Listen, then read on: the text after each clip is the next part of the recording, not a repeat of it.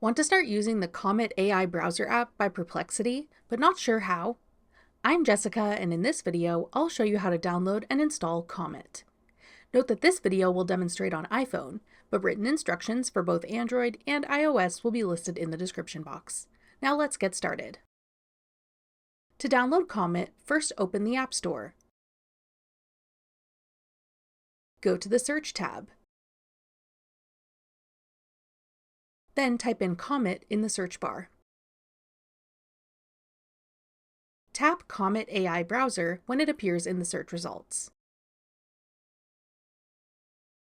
Then tap Get.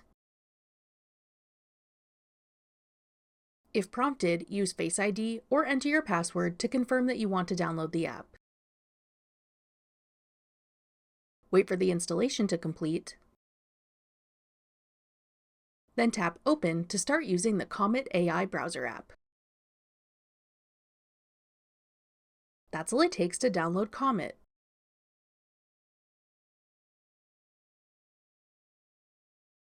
Want to try out another popular AI app? Check out this tutorial next.